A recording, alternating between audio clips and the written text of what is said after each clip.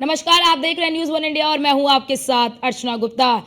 24 के चुनावी दंगल के बाद अब उपचुनाव में मंगल की कामना को लेकर दोनों ही यानी कि सभी पार्टियां जो हैं वो जोर आजमाइश में लगी हुई हैं। एक तरफ जहां 2 दिन तक महामंथन का लखनऊ में दौर चला और उस मंथन में कई तरह के चुनावी फॉर्मूले निकाले गए, चुनावी रणनीति तैयार की गई कि आखिरकार किस तरह की कोशिशों से, किस तरह की रणनीति से इस उपचुनाव को जीता जा सके। और इसी सिलसिले में जहां भोज से लेकर दलित बस्तियों में दस्तक की अब तैयारी भी हो रही है, वहीं 24 में आए नतीजों को लेकर 2014 से पहले की रणनीति पर बीजेपी को अपनी रणनीति बदलने पर मजबूर होना पड़ रहा है। जाहिर है कि 24 के दंगल में वोट बैंक की रणनीति का आलम ये रहा कि बीजेपी को सबसे ज्यादा नुकसान सीटों का यानी कि सबसे ज्यादा नुकसान बीजेपी को अगर सीटों की बात कर ले तो उत्तर प्रदेश में उठाना पड़ा। और बड़ी बात कि अब इसी वजह से यानी कि इस 24 के परिणाम से सबक लेकर बीजेपी अब फूंक फूंक कर कदम बढ़ाने की कोशिश में दिखती हुई नजर आ रही है। और यही वजह है कि 2014 के बाद ऐसा पहली बार होगा कि मुस्लिम कोई चेहरा उपचुनाव में बीजेपी उतार सकती है।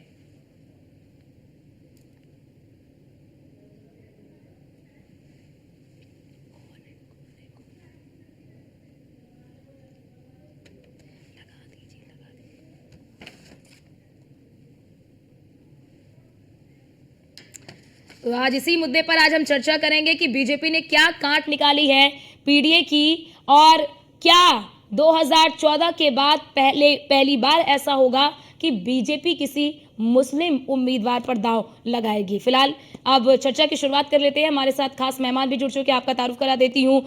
शमशी आजाद है, नेता है बीजेपी के, अभिषेक वाजपेयी नेता है सपा के और आलोक द्विवेदी जी पॉलिटिकल एक्सपर्ट के तौर पर हमारे साथ जुड़ चुके हैं। आप सभी मेहमानों का बहुत स्वागत है हमारी इस खास चर्चा में। शुरुआत करती हूँ शमशी आजाद जी आपसे।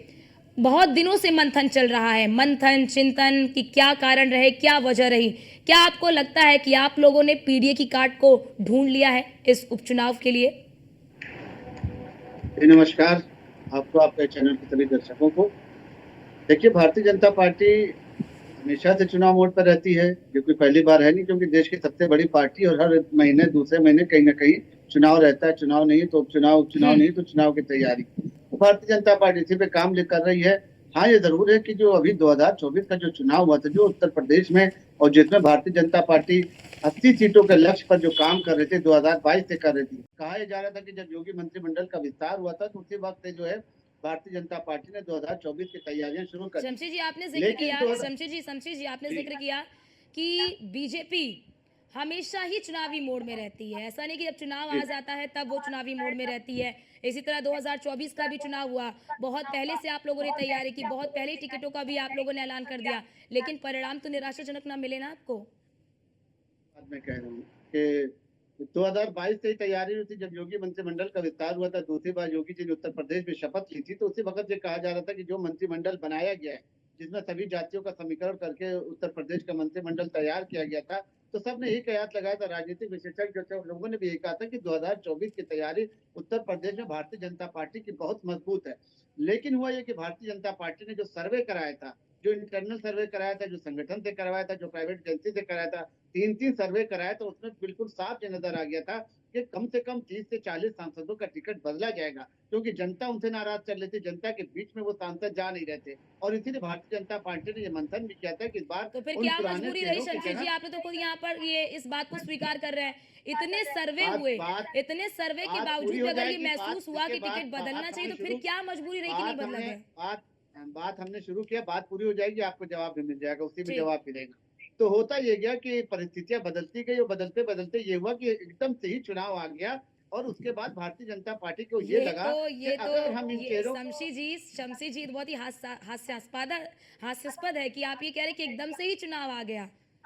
सुन तो लीजिए, मैं बात हमारी तो पूरी हुई, मैं कह रहा हूँ कि मेरी बात हो जाएगी, आपको सारा जवाब उसी के अंदर मिल जाएगा। हम्म। उसके बाद ये हुआ कि भारतीय जनता पार्टी ने जब सर्वे कराया, लेकिन बाद में उनको ये पता चला कि अगर हम इन लोगों का टिकट काटते हैं तो कहीं ऐसा ना हो कि ये नाराजगी हो जाए और वो नाराजगी ना झेलना पड़े। इस वजह से भारतीय जनता पार्टी और इधर विपक्ष ने भी, राहुल गांधी ने जिस तरीके से, विपक्ष हमारा जरूर है लेकिन राहुल गांधी और अखिलेश यादव ने उत्तर प्रदेश में पूरी ताकत के साथ, अपने दमखम के साथ जो उत्तर प्रदेश में चुनाव लड़ने के लिए कमर कसी। तो ये हुआ कि जो हमारे पुराने चेहरे उनके ऊपर ही विश्वास किया जाए, और यही वजह सिर्फ रही भारतीय जनता पार्टी की, और कोई वजह नहीं थी। जो एक वजह और कही जाए उस पर, जिसपे भारतीय जनता पार्टी के मतदाताओं को जो है ये कहकर उनको जो है बहकाया गया कि संविधान बदल दिया जाएगा, आपको जो है तो जिस तरीके से परेशान किया जा रहा है उसी तरीके से भारतीय जनता पार्टी के लोग अगर इस बार भी आ जाते हैं तो आपको परेशानी का सामना करना पड़ेगा। और जवाब में भारतीय जनता पार्टी के लोग जो थे वो जनता तक पहुंच नहीं पाए। तो इस वजह से थोड़ा सा नुकसान उत्तर प्रदेश में भारतीय जनता ठीक पार्टी है, को वो हुआ। तो वजह और रही, लेकिन आप ये भी मानेंगे ना कि दलित, मुस्लिम, पिछड़ा वोट भी आपको नहीं, आप उनको भी नहीं लुभा पाए। और अब बिल्कुल आप सही ये बात है महसूस कि कर रहे हैं और आप ये जान रहे हैं कि बिना एमडी यानी कि मुस्लिम और दलित को लिए आपकी नैया पार नहीं हो सकती है। नहीं, मुस्लिम और दलित को ही सिर्फ नहीं, हम सभी धर्मों के सभी वर्गों को साथ लेकर हमने नारा दिया है 2014 से कि सबका साथ सबका विकास, और हुँ, उसी पर भारतीय जनता पार्टी काम कर रही है। हमने जो भी योजनाएं लागू की है तो उसमें कहीं पर ये आप नहीं लिखा देखेंगे कि ये योजना इस बिरादरी के लिए, ये योजना इस जाति के लिए, ये योजना का लाभ सिर्फ ये उठा पाएंगे। इस हुँ, वजह से भी, और भारतीय जनता पार्टी जो है सबके साथ है। भारतीय जनता पार्टी में जिस तरीके से अल्पसंख्यकों को चाहिए था कि अमन चैन मिले, उनको कोई परेशान ना करे, तो वो सारी चीजें भारतीय जनता पार्टी के साथ जुटी रही, और आज भारतीय जनता पार्टी के साथ लोग जुटे हुए हैं। ऐसा नहीं कि सारा मुस्लिम शमशेर समाज जी, जो आप भारतीय कह रहे जनता हैं पार्टी सबका से, साथ, सबका विकास, आपके कुछ आप भी के कुछ ऐसे नेता हैं जो ये कहते हैं जो हमें वोट देगा हम बस उसके लिए काम करेंगे, जो हमें वोट नहीं देगा हम उसके लिए काम नहीं करेंगे। वो तो ये भी कहते हुए नज़र आते हैं, ठीक है। भारतीय जनता पार्टी का परिवार आपको पता है कि करोड़ों में है, एक दो लोगों का परिवार या एक प्रदेश तक सीमित नहीं है, ठीक है, पूरे देश में फैला हुआ है। और अब ये किसी का व्यक्तिगत बयान होता है। आप देखिए ठीक। कि आरएसएस के जो लोग, वो आरएसएस के पार्टी जिन से लोगों हैं का आपके, बयान, आपके विधायक के व्यक्तिगत बयान कैसे हो जाएगा? शमशेर जी, आप भी कैसे बात कर रहे हैं? आपकी पार्टी के नेता हैं, आपकी पार्टी के विधायक हैं और वो अगर मोहन ये कह रहे हैं भागवत कि जी जिसने को वोट दिया उसको देंगे। मोहन ठीक है, भागवत वो जी को अलग विषय कहा है, यह लेकिन जाता था इसे कि व्यक्तिगत कह के आप किनारा नहीं कर सकते ना। आरएसएस के लोग मुसलमानों को जो देश से बाहर निकाल लेंगे, लेकिन आपने देखा परिस्थितियां बदली और 2014 के ठीक है, बाद लगातार आरएसएस का बयान ये हमेशा मुसलमानों के पक्ष में रहा। जब भी मोहन भागवत ने बयान दिया, आप देखे चुनाव के पहले भी आए, चुनाव के बीच में भी आए, तो उन्होंने यही कहा कि हिंदू और मुस्लिम जो है देश के दो पहिया ठीक है, हैं, मुसलमान हमारे भाई हैं। अभी उन्होंने देखा कि पूर्वांचल में दौरा किया तो वहां पर भी उन्होंने किताब का उद्घाटन और विमोचन किया, वहां पर भी ठीक है, मुसलमानों की बात की। तो ऐसा नहीं, यहाँ पर अब एक दो लोग अगर नाराज होते या एक दो लोगों का बयान अगर कहा जाए, अगर ये बयान अमित शाह देते, अगर ये बयान ठीक प्रधानमंत्री है, मोदी जी ठीक देते, है। अगर ये बयान जेपी नड्डा जी देते तो ठीक है उसका शमशेर महत्व जी, होता। ठीक है, ठीक है, ठीक है। हमारे साथ अभिषेक वाजपेयी जी भी हैं, प्रवक्ता हैं सपा के। अभिषेक जी, क्या लगता है आप लोगों को कि बीजेपी जिस तरह से अब तैयारी कर रही है, दलितों के बीच में जा रही है, और तो क्या लगता है आपको कि आप लोगों ने जो वोट बैंक में सेंधमारी की थी उपचुनाव में, कहीं ना कहीं आप लोगों को बीजेपी शिकस्त देगी? धन्यवाद अर्चना जी। और कहीं पे भी ऐसा कुछ भी नहीं है, कोई भी क्योंकि अब जनता जनार्दन जाग चुकी है और जनता अभी को आईना भी दिखाई। अभी जैसे हमारे भाई शमशेर जी ने कई बातें कही, उनका जो मौजूदा सांसद थे वो बाकायदा बहुत जगह पे जा नहीं रहे थे, किसी के टिकट काटे जाएंगे तो वो नाराज ना हो जाएं। फिर उन्होंने एक बात कही कि बीजेपी जनता, सभी जनता के सभी वर्गों के साथ है, और कहा कि जब बयानों की बात आई तो कहा कि व्यक्तिगत बयान। तो मैं शमशी जी से आपके माध्यम से जानना चाहता हूँ, जो इनके राष्ट्रीय अध्यक्ष जी ने जो बात कही थी, मैं उस प्रश्न पर भी आऊँगा कि अटल बिहारी वाजपेयी जी के समय पे आरएसएस को साथ चाहिए था, आज उनके आरएसएस का साथ नहीं चाहिए। तो मैं पूछना चाहूँगा कि भारतीय जनता पार्टी आरएसएस की बैसाखी पे चल रही है या आरएसएस भारतीय जनता पार्टी की बैसाखी पे चल रही है? क्योंकि राष्ट्रीय अध्यक्ष जी ने इनका बयान था वो पर्सनल बयान नहीं हो सकता, कि जब राष्ट्रीय अध्यक्ष कोई बयान देता है तो वो पूरे पार्टी की तरफ से बयान होता है। हम्म, दूसरा, इन्होंने कहा भारतीय जनता पार्टी सबके साथ है। तो जब महिलाओं की बात आती है, बहू बेटियों की बात आती है, जिम्मेदारियों की बात आती है, तो भारतीय जनता पार्टी के लोग कहाँ चले जाते हैं? भारतीय जनता पार्टी के नेता ऐसा क्यों बयान देते हैं कि संविधान बदला जाना है? बहुत सारी जगह पे तो भारतीय जनता पार्टी के लोगों को नो वोट लगा दिया गया, कहीं पे भी कोई वो इंटर ना कर सके। जब टिकट की बारी आई तो क्या भारतीय जनता पार्टी अपने आप को इतना अक्षम महसूस करती है, इतना असहाय महसूस करती है कि वो लोगों के टिकट अगर काट देगी तो वो उनके मौजूदा समय के सांसद जो है वो नाराज हो जाएंगे? इतना अपने आप को मतलब असहाय महसूस कर रहे थे। और उन्होंने कहा जनता के बीच जाते नहीं थे। ये बात तो मैं मानता हूँ, क्योंकि जनता के बीच अगर गए होते तो जनता की परेशानियों को समझा होता। जो गांव काफी सारे गोद लिए गए थे, तो उन गांवों का विकास हो सकता है। अगर गोद लिए गए गांवों का ही ठीक है। विकास करते थे तो शायद इसकी जरूरत ना पड़ती। ठीक है, हमारे साथ आलोक द्विवेदी जी भी हैं, पॉलिटिकल एक्सपर्ट के तौर पर हमारे साथ जुड़े हुए हैं। आलोक जी, मैं आपसे कमेंट लेना चाहूंगी कि आखिरकार आपको क्या लगता है कि क्या जिस तरह के परिणाम बीजेपी को मिल रहे हैं चुनावों में, चाहे वो लोकसभा का चुनाव हो या इससे पहले के जो चुनाव है, क्या उन्हीं परिणामों को देखते हुए बीजेपी अब 2014 से पहले के पैटर्न पर लौटने की कोशिश कर रही है और यही वजह है कि अभी माना जा रहा है कि बीजेपी जो है वो किसी मुस्लिम कैंडिडेट को भी उम्मीदवार बना सकती है? देखिए, मुझे लगता है कि भारतीय जनता पार्टी किसी मुस्लिम को तरफ बनाएगी। अगर आप बात करेंगे पुराने पैटर्न लौटने का, तो भारतीय जनता पार्टी जो है उत्तर प्रदेश में कभी मुस्लिमों को टिकट नहीं दिया है। देश में भी लोकसभा में जहाँ तक मुझे जानकारी है, शायद टिकट नहीं दिया है। आपकी टिकट की बिल्कुल। मुझे जानकारी नहीं है अगर कहीं भी तो मंत्रिमंडल में कहीं पर भी नहीं। हम्म, हमसे कहते दलित वोट किसका हुआ ना, देखिए इसमें ज्यादा नुकसान भाजपा का नहीं हुआ है। नुकसान एक्चुअली में बसपा का हुआ। जो बसपा कोर वोट था वो कहीं ना कहीं सपा के पास चला गया है। भाजपा का जो वोट परसेंट था वो भाजपा अपना बना के रखी है, लगभग 42% भाजपा को वोट मिला हुआ है। तो भाजपा ने अपना उत्तर प्रदेश में वोट बना के भी रखा हुआ है।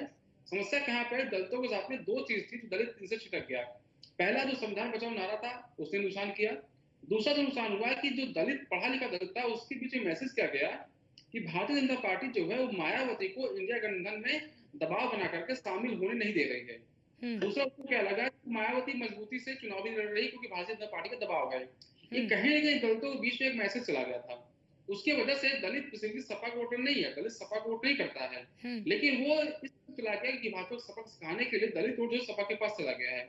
रीजन क्यों सपा का वोट नहीं जाता, तो क्योंकि जब सपा की सरकार थी उसमें सच्चाई दलितों के ऊपर अत्याचार हुआ था सपा सरकार में, इसीलिए दलित जो है वो सपा के साथ जाना आलोक जी, चाहता था। क्या लेकिन आपको ये मजबूरी लग पर- रहा है कि बीजेपी भी ये मान चुकी है कि बिना एमडी को लिए वो आगे नहीं बढ़ सकती है? बिना एमडी यानी कि मुस्लिम और दलित के बिना उनकी नैया पार नहीं हो सकती। क्या आपको लगता है कि बीजेपी इस बात को बखूबी जान चुकी है? आप क्वेश्चन मेरे से? जी, आपसे ही आलोक जी। हाँ, देखिए मुस्लिम दलित का जो करते कि कोई भी जाति उत्तर प्रदेश में इतनी मजबूत नहीं है कि अपने दम पे सरकार बना ले। चाहे वो कोई भी जाति हो, चाहे पिछड़ा है, दलित है, आदिवासी, किसी बात के जनरल कैटेगरी बात कर लिए, तो जातियों का गठजोड़ जो बहुत जरूरी है। और जातियों का गठजोड़ बनाने के लिए ही विभिन्न दलों की जो पार्टियां जो छोटे जो दल हैं उनके साथ दोनों दल के लोगों ने गठबंधन किया था। समाजवादी पार्टी ने कांग्रेस का गठबंधन इसलिए किया ताकि मुस्लिम जो है वोट छिटके ना, और उसमें समाजवादी पार्टी को पूरी सफलता मिली है। मुस्लिम वोट जो है मोटा मोटा मुझे लगता है कि 92% जो है वो इंडिया गठबंधन के साथ मुस्लिम वोट गया हुआ है। दलित वोट इनको मिला हुआ है। संविधान बचाओ नारे को बहुत नुकसान किया है। और भारतीय जनता पार्टी को अगर आज की डेट में चुनाव हो जाए तो सच्चाई ये है कि भारतीय जनता पार्टी उत्तर प्रदेश में लूज कर रही है। अगर इनको वापस में सत्ताई सरकार चाहिए तो इनको दलितों को अपनी तरफ लाना होगा, या दलित और मायावती के पास जाएगा तभी भारतीय जनता पार्टी की सरकार बनेगी। अन्यथा आज जो परिस्थिति है और जो कांग्रेस की सपा के आपस में एक दूसरे की जरूरत है, उनका गठबंधन इसमें मजबूत है और सरकार के लिए खतरा तो है उत्तर प्रदेश में, इसमें कोई दो राय नहीं। बिल्कुल। शमशेर जी, आलोक जी ने जो कहा है उस पर जवाब दीजिए कि अभी जो वर्तमान परिस्थिति है वहां पर आपको इंडी गठबंधन से बड़ी चुनौती मिली भी है और आगे भी आपको इंडी गठबंधन से बड़ी चुनौती उत्तर प्रदेश में मिलेगी अगर आप लोगों ने दलित वोट बैंक को साधने का प्रयास नहीं किया। बड़ा सवाल ये भी कि शमशेर जी कि अब आप लोग जो है वो दलितों के बीच में जाएंगे, आपके नेता जो है वो दलितों के बीच में जाएंगे, उन्हें समझाएंगे कि केंद्र सरकार और राज्य सरकार ने उनके लिए क्या कुछ काम किए हैं। क्या ये चुनाव के पहले नहीं किया गया या फिर चुनाव के दौरान नहीं किया गया था? इसके पहले भी किया गया। हमारे यहाँ मंत्री भी बनाया गया, हमारे यहाँ जो है दलित बिरादरी से भी बनाया गया, ओबीसी समाज से भी बनाया गया, अल्पसंख्यक समाज से भी बनाया गया। तो मैं इनकी बात से इत्तेफाक नहीं रखता हूँ कि इस समय जो है भाजपा का अगर चुनाव हो जाए तो भाजपा लूज कर जाएगी। ये इनका अपना आकलन हो सकता है। हम भारतीय जनता पार्टी के कार्यकर्ता और भारतीय जनता पार्टी का मनोबल कहीं से भी नहीं कमजोर हुआ, कहीं से भी नहीं टूटा हुआ है। थोड़ी सी नाराजगी अगर कार्यकर्ताओं में थी तो उसको भी लगातार आपने देखा कि 2024 का चुनाव हम जीते, हमने जीत की खुशी उतने जोश से नहीं मनाई, लेकिन हार पर मंथन लगातार भारतीय जनता पार्टी कर रही है। कल भी आपने देखा प्रदेश कार्यालय पर बैठक हुई, परसों भी, तो लगातार ये बैठकें ये साबित कर रही है कि भारतीय जनता पार्टी पूरी तरीके से गंभीर है। और अभी हमारे सामने शमशेर जी, 2 दिन की बैठक में क्या रणनीति बनी है? कैसे अब आप लोग आगे बढ़ेंगे? कैसे उपचुनाव की तैयारी करेंगे? क्या रणनीति बनेगी? संगठन को मजबूत किया जाए, कार्यकर्ताओं को मजबूत किया जाए। जो कार्यकर्ता अगर नाराज चल रहे हैं तो उनके बीच जाकर उनसे पूछा जाए। और सबसे ज्यादा ये कि मतदाता अगर हमसे नाराज हैं तो हम उनके घर फिर से जाएंगे, उनको फिर से मनाने का काम करेंगे, उनको जो है समझाने का काम करेंगे। जो विपक्ष ने जो भ्रम फैलाया था, विपक्ष ने जो 1 लाख का लालच दिया था, विपक्ष ने जो ये कहा था कि संविधान बदल दिया जाएगा, विपक्ष ने जो कहा था कि आपको देश से बाहर निकाल दिया जाएगा, विपक्ष ने जो जिस तरीके से डराया धमकाया था, इसके पहले भी जो कांग्रेस अपना खेल खेलती थी, समाजवादी पार्टी अपना खेल खेलती थी कि भाजपा आ जाएगी तो आरएसएस के लोग आपको देश से निकाल देंगे, आपके वोट देने का अधिकार छीन लेंगे, आपको दोयम दर्जे का नागरिक बना देंगे। इसी वजह से ये राजनीति करते थे। ठीक तो है, यानी आप कह रहे झूठ फैलाया विपक्ष ने और झूठ के दम पे इतनी सीटें लाई हैं उसी उत्तर को साफ प्रदेश में। करने के लिए भारतीय जनता पार्टी ने मिशन बनाया है कि हम सबके घर जाएंगे, चाहे वो दलित हो, चाहे ठीक है। ओबीसी हो, चाहे संख्यक हो, चाहे स्वर्ण हो। ठीक है, ठीक है। अभिषेक जी, शमशी जी को सुना, वो साफ तौर पर यही कह रहा है कि आप लोगों ने झूठ फैलाकर, झूठ के दम पर आप लोगों ने लोकसभा में इतना अच्छा प्रदर्शन किया है, लोकसभा में उत्तर प्रदेश में इतनी सीटें जीती हैं। क्या आपको लगता है कि आपका ये फॉर्मूला उपचुनाव में भी काम करेगा? तो 2012 में भी एक बार इन लोगों ने समझ में नहीं यही आता फैला है सत्ता हासिल की। कि आखिर शमशी भाई कैसे नया नया झूठ और नया नया फरेब लेकर के आते हैं और कैसे अपने जहन से इतना झूठ बोल लेते हैं। अभी जब दलितों की बात कर रहे थे तो शमशी भाई को याद होगा कि पूर्व में ब्रजेश पाठक और कई सारे इनके नेता दलितों के यहाँ गए थे और खास तौर से ब्रजेश पाठक जी तहरी भोज में गए थे। तहरी तक उन्होंने छुआ नहीं, छोड़िए पानी तक उन्होंने नहीं पिया। पूर्व में मुख्यमंत्री योगी आदित्यनाथ जी का मुझे ध्यान है कि जब एक दलित के घर भोजन करने गए तो बाकायदा नई नई थालियां आई थी, नए नए पकवान आए थे बनने के लिए, जबकि सच मायनों में एक दलित या कोई भी गरीब व्यक्ति उन चीजों का सेवन ही नहीं कर पाता है। गांधी और राहुल गांधी की तरफ गिलास बढ़ाया था दूसरी बात पानी का, तो उन्होंने बात पीने है से कि इनकार कर डराया दिया था। धमकाया। अपने पार्टी अरे की भाई राजनीति में सरकार क्या आपकी हुआ पानी केंद्र नहीं में दिया थी, था। और ऐसे प्रदेश में सैकड़ों आपकी उदाहरण है जहाँ पर सरकार और अखिलेश बता यादव ने रहे जो है हमें कि दलितों हमने के बीच डराया और जाने से मना धमकाया। किया। हमने तो हमेशा से 100 अपनी से बात ज्यादा कही फोटो है। ऐसे मैं आपको जब दिखला दूं, वीडियो दिखला दूंगा आपके कि नेता जहाँ बयान उन्होंने दे रहे दूसरी थे बनाई। अयोध्या में आज तक अखिलेश यादव लल्लू जी की घर बकायदा जाने के बयान बाद दे से तो जुटा हमने पाते शमशी जी रुक उन्हीं जाइए। बातों अपना को भाई आगे बढ़ाया है। शमशी जी रुक जाइए, हमने बोलिए। उन्हीं बातों को आगे बढ़ाया। आप तो वो बुरा मत मानेगा एक शब्द का प्रयोग करो, आप तो वो बेगैरत लोग हैं जो अयोध्या से सीट निकल जाने के बाद समाजवादी पार्टी की जब सीट निकली तो अयोध्या वासियों को भर भर के गाली आपने परोसी। अरे वही जनता ने जब आपको विधायक आपके यहाँ पे बनाया, आपके यहाँ सब चीज बनाई थी, तो वही जनता सरपरी थी और उसको भर भर के आप लोगों ने गालियों से सम्मानित किया कि ये एक जात के नहीं हो सकते, ऐसे है वैसे है। मैं शब्दों का उच्चारण नहीं कर सकता जैसे आप लोगों ने सोशल मीडिया पे चीजें फैलाई। तो आप लोग कहां से इतने झूठ ले आते हैं? तो इसीलिए मैंने बुरा मत मानिए, फिर से कह रहा हूं, बेगैरत शब्द का इस्तेमाल किया क्योंकि आप लोग एक व्यक्ति के नहीं हो सकते, क्योंकि आप लोग सिर्फ अपनी जेबें भरना चाहते हैं। अभिषेक जी, सत्ता कब में तक आप कैसे लोग बने अयोध्या रहें, की जीत इसके से लिए काम प्रफुल्लित करते होते हैं। रहेंगे? कब तक आप लोग अयोध्या की जीत से प्रफुल्लित होते रहेंगे? अर्चना जी, हम यहाँ पे जीत से प्रफुल्लित नहीं हो रहे हैं। हमें तो नई चीज सीखने को मिली है, हमें नई चीज सीखने को मिली है। इसके कि पहले कैसे हमें काम 2012 करना है, में किन भी एजेंडों पे आगे बढ़ना है। 2012 में भी हम यही उन अहंकार चीजों को हुआ था देख रहे जब हैं। प्रदेश की लेकिन जनता ये ने इसको जो बेगैरत लोग है स्वर्गीय मुलायम सिंह यादव जी के कहने पर एक बार प्रदेश की कमान जो है अखिलेश यादव के हाथ में सौंपी थी। लेकर के आते हैं, ऐसी बेशर्मी कहां से लेकर के आते हैं? कर रही है पेपर और उस लीक दिन को काला दिन 2017 के से रूप में लेकर के मनाती है। और 2024 गंगा जल पेपर लीक कराते गंगा हैं। जल लेके युवाओं उत्तर का प्रदेश की भविष्य जनता ने ये अंधकार में कसम डुबो खाया है। दिया। ठीक है, बाकायदा शमशी जी, समाजवादी शमशी जी, पार्टी ठीक है, ठीक है, ठीक है। गार्डन के सामने 69,000 शिक्षक भर्तियों के दलितों के लिए बाकायदा प्रदर्शन कर रही है। लेकिन आप महिलाओं को कहीं कहीं उन्हें छोड़ा नहीं, कहीं से भी, हर जगह पे क्योंकि देखिए प्रदेश की जनता ने ये कसम खाई है, ये नौकरी के सौगंध अभाव ली में, है कि हम बेरोजगारी के ऐसे जो अभाव है में नकारा ऐसे लोग निकलने अलग-अलग ऐसे जगह पे अहंकारवाद आत्महत्या कर रहे हैं। आज भी पेपर में उठा करके देखिए, ठीक है, युगल दंपति शमशी ने जी, ठीक है। गोरखपुर में अलग आत्महत्या की, दूसरी जगह पे अलग आत्महत्या की। जिस वक्त तो वो लोग हैं ठीक है, जो प्रायोरिटी क्या देनी है इनको वही नहीं पता है, सिर्फ ठीक गाली देने है। के लिए शमशी आगे जी, चले शमशी जाते हैं जी, और मनगढ़ंत ठीक कहानियां है। गढ़ने के लिए शमशी चले जी, जाते हैं। कुंदरकी सीट को लेकर, जो कुंदरकी की सीट है, इस कुंदरकी की सीट को लेकर अभी चर्चाएं यही चल रही हैं कि हो सकता है कि बीजेपी इस पर मुस्लिम कैंडिडेट उतारेगी। इस पर भी जवाब दीजिए। और क्योंकि कुंदरकी सीट 1993 के बाद आप कभी जीत नहीं पाए, क्योंकि यहाँ पर मुस्लिमों की जो आबादी है वो ज़्यादा, यानी कि मुस्लिम यहाँ पर ज़्यादा आबादी में है और यहाँ पर अधिकतर मुस्लिम कैंडिडेट ही जीतते हैं। लंबे समय से यहाँ पर सपा और बसपा का ही कब्जा रहा है। इस सीट पर क्या आपको लगता है कि आप मुस्लिम कैंडिडेट उतारेंगे तो ये सीट जो है वो आप जीत जाएंगे? कि भारतीय जनता पार्टी अल्पसंख्यकों को जो है टिकट नहीं देती, तो आपने अभी देखा होगा कि नगर निगम के चुनाव में भी भारतीय जनता पार्टी ने बहुत से मुस्लिम समुदाय के लोगों को टिकट दिया और आज बहुत से लोग चेयरमैन भी हैं, पार्षद भी हैं, सब हैं। मैं भी उसमें से हूँ। मैं लखनऊ का पार्षद का टिकट हमको भी यहाँ से लखनऊ से दिया गया था, 101 नंबर यही। लेकिन बात यह है कि अभी कुंदरकी की बात अगर हो रही तो वो मुस्लिम बाहुल क्षेत्र है और भारतीय जनता पार्टी ने ये फैसला लिया है कि इस बार जो है अल्पसंख्यक समाज को जो है टिकट देकर उनके अंदर जो थोड़ा सा जो उनके दूरी हो गई है उस दूरी को खाए को उसको पाटा तो ये जाएगा। आप लोग ने और एक मान बार लिया फिर ना कि से- आप लोगों को ये एहसास हो गया ना कि बिना इनको साथ लिए आप आगे नहीं बढ़ पाएंगे। अगर आपको आगे बढ़ना है, जीत का परचम लहराना है, तो इनका साथ भी आपको चाहिए। की बात नहीं है। हम ये चाहते हैं कि हमारे साथ सारा समाज जुटा रहे, जिस तरीके से जुटा रहा। थोड़ी सी गलतियां हो गई जिसकी वजह से विपक्ष ने फायदा उठाया और आज जो उत्तर प्रदेश में थोड़ा सा भाजपा का जो है सीटें भाजपा को उत्तर प्रदेश में ठीक। लोकसभा की कम आई। लेकिन आप देखेंगे कि विधानसभा का चुनाव आते आते एक बार फिर भारतीय जनता पार्टी की लहर उत्तर प्रदेश में होगी। भारतीय जनता पार्टी के कार्यकर्ता फिर से मजबूत होंगे, फिर से सदस्यता अभियान चलाया जाएगा, नया संगठन फिर से तैयार किया जाएगा। जो लोग संगठन में है उनको जो है ठीक है। मजबूत किया जाएगा, कार्यकर्ताओं को ठीक है मजबूत किया जाएगा आलोक और जी, जनता के बीच में ठीक है, ठीक है आलोक जी। 1967 में ये कुंदरकी की सीट जो है वो अस्तित्व में आई और यहाँ पर एक बार यानी कि 1993 में ही बीजेपी जीत पाई, क्योंकि यहाँ पर एक बड़ी आबादी जो है वो मुस्लिमों की है।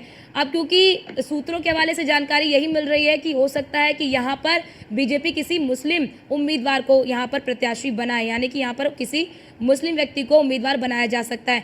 तो इसे आप कैसे देखते हैं? क्या ये बीजेपी की मजबूरी है कि अगर इस सीट को जीतना है तो मुस्लिम प्रत्याशी ही उतारना पड़ेगा?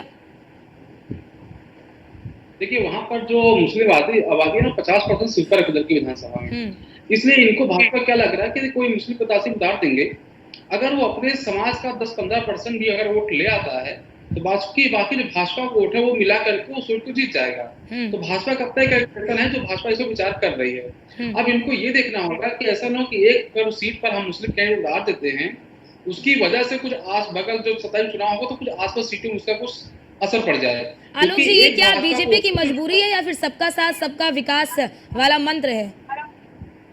देखिए मंत्र तो सिर्फ बोला जाता है, मंत्र अप्लाई नहीं किया जाता। सबका साथ सबका विकास सबका विश्वास बोला गया तो मंत्र है।